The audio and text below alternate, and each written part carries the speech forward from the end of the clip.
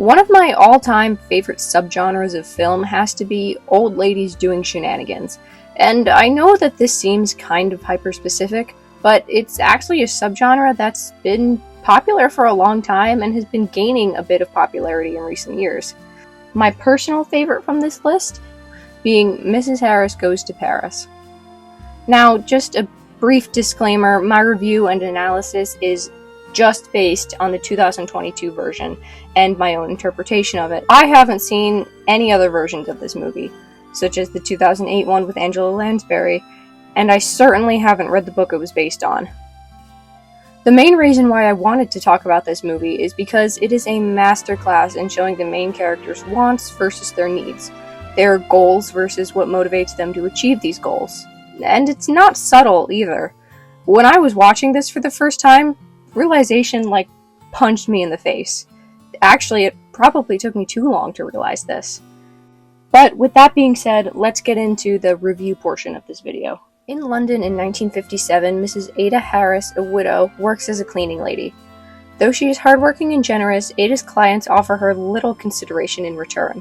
She has two close friends in Vi and Archie, both her own age.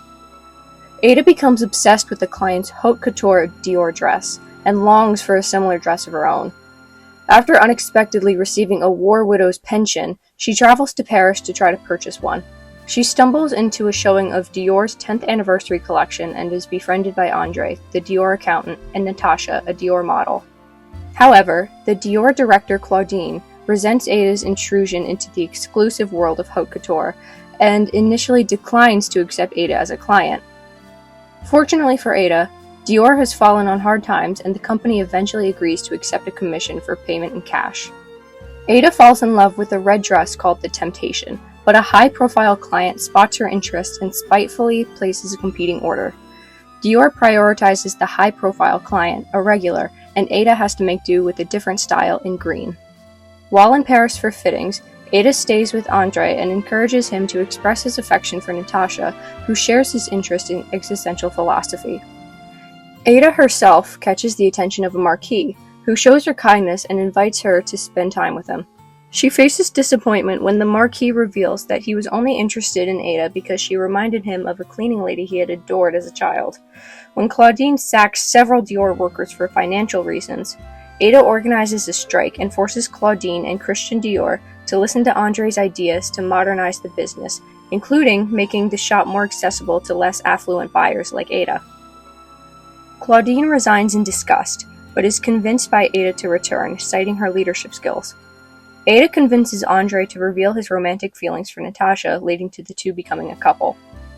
Ada returns to London with her dress, intending to show it off at a community dance. Before the dance, she lends it to a client, Pamela, an up-and-coming actress, who wears it to a social event. Pamela stands too close to a heater, the dress catches fire, and it's ruined. When Ada's friends from Dior read about it in the newspaper, they send her the red dress she had originally wanted, after the buyer failed to pay. Ada wears the dress to the dance, where she becomes the center of attention. Seeing her resplendent in her dress, Archie tells Ada that she's a beautiful person both inside and out. Archie and Ada dance. Was this movie perfect? No. But I wasn't expecting it to be. And it doesn't need to be either. What this movie is delightful. And charming. Much like its title character, Mrs. Harris. I can't remember the last time I watched a movie or a show where the main character is just a good person. And a big part of her likability is thanks to Leslie Manville's performance. Mrs. Harris is a character who you can't help but root for from the second she appears on screen. Even her fatal flaw is the fact that she's just too gosh darn nice. Which brings me back to my original point. What Mrs. Harris wants is a Dior dress. But what she needs is to be seen, not as a mother or as a caretaker, but as a woman, as a whole person. What she wants is to be elegant and expensive and to be a part of this unattainable subculture of society she's always been on the outside looking in on. But what she needs is to stop letting people walk all over her and create a better life for herself. To realize that she doesn't need a 500 quid dress to be appreciated. She has the power to let people perceive her based on whatever version of herself she lets the world see.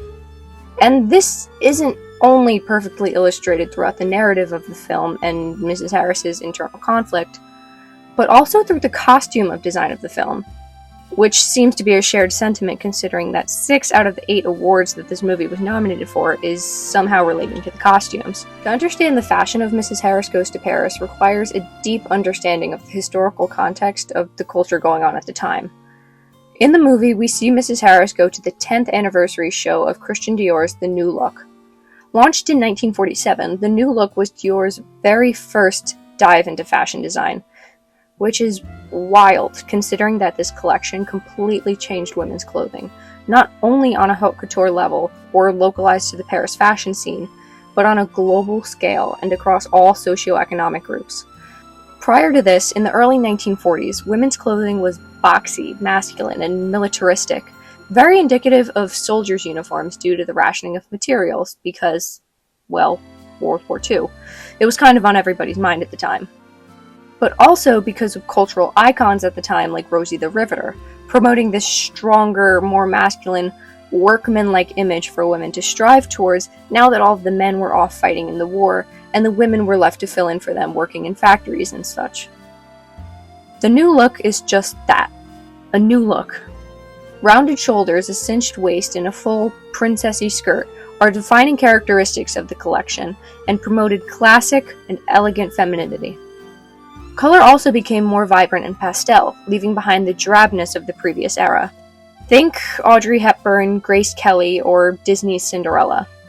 While this style is a bit extravagant for everyday wear, this hourglass silhouette became the most common garment shape for women across Europe and North America throughout the 1950s, as A-line skirts and shirtwaist dresses became mainstream and, well, what most people tend to think of when you think of women's clothing in the 1950s.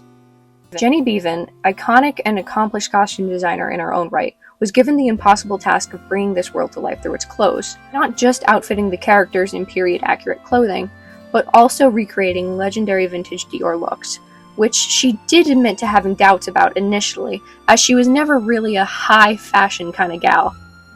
Beavan spent hours in the Dior archives in Paris. She paid a painstaking amount of attention to detail when recreating designs and creating new designs inspired by the classics, but she was also able to borrow some actual vintage pieces from the archives.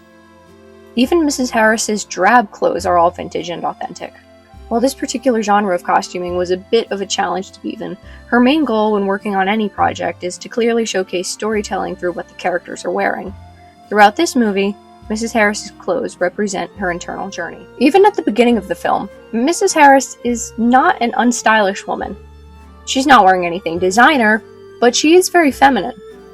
Florals, colors, and that A-line shirtwaist figure we mentioned before just matured a bit with the addition of a cardigan or overcoat. It's slightly outdated, but her clothes mainly serve a purpose. They're not for fun. And it's also implied that she makes a lot of her own clothes or alters old clothes to her liking. So this makes sense. She dresses perfectly fine for a woman of her standing, and that's where she is emotionally. Fine. Perfectly content.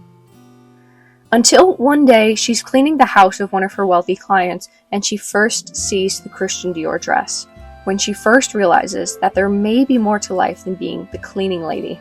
When Mrs. Harris first goes to Paris and visits the fashion house, she originally wants the red dress, literally called Temptation, but it ends up getting sold to a wealthier regular customer. Mrs. Harris ends up having to settle for a green ball gown called Venus, after the Roman goddess of love and beauty. And this is a perfect reflection of how she's treated. She comes in, metaphorical guns a-blazing, shooting for the stars with the hopes of buying the best of the best, only to get shot down and treated like shit by this bitchy sales lady, and eventually ends up pretty much happy with her gown. But she could be happier. It's not exactly what she wanted, but she's still grateful for what she got, and is doing what she can to make the best of the situation. It shows her optimistic nature. Now, flash forward to closer to the end. Mrs. Harris finally returns to London with her green dress. But, her kindness being her fatal flaw, she lends to Pamela and it ends up getting destroyed. This is a physical symbol of her lowest point. The death of a dream, lost possibility, and utter hopelessness. The realization that she will always be Mrs. Harris, the cleaning lady, the poor old caretaker for everybody but herself. In the end, the kindness Mrs. Harris shows to everyone is not just a weakness, but also ends up being her greatest strength. When all of her new friends in Paris gang together to get her the red dress after that snooty lady ended up not being able to pay for it, she finally got her temptation. She wears it to the dance party, everyone pays attention to her, and she and Archie finally confess their feelings for each other. When she wears this dress, she realizes how loved she is. By her friends in Paris, by her neighborhood and friends, and by Archie. Did she need a 500 quid dress to realize this? In theory, no. But it certainly doesn't hurt, especially when she looks so good in it. And for a lot of people, when you look good, you feel good. The clothes makes the man situation. Mrs. Harris ends up with the dress she wanted in the first place, but she also ended up getting what she needed all along. And this isn't a new concept either. Think Andy in The Devil Wears Prada or Vivian in Pretty Woman. Both of them and Mrs. Harris start caring about what they're wearing at the same time they start chasing this unattainable lifestyle. They all think that the clothes make the man, but it's the man that makes the man. Or the woman that makes the man, or the woman who makes the woman? My point is, sure, the clothes gave Mrs. Harris the confidence to get what she wanted and what she needed in turn, but the clothes aren't magic. Mrs. Harris achieved her goal by being herself and not sacrificing, but reinforcing her femininity. Thank you all for watching. I hope it better illustrated how you can use visual storytelling in elements such as your character's costuming to illustrate theme in a story of your own. If you found this production to indeed be dynamite, please consider hitting the like and subscribe buttons to support my channel, where I make content not for the film bros, but for the film hoes. And feel free to drop a comment down below if you have something to add to the conversation, or if you have any video ideas you'd like to see me do in the future. Or don't. I can't tell you what to do. But until next time, wishing you a very dynamite morning, afternoon, evening, or middle of the night. Whenever you're watching this. I don't judge.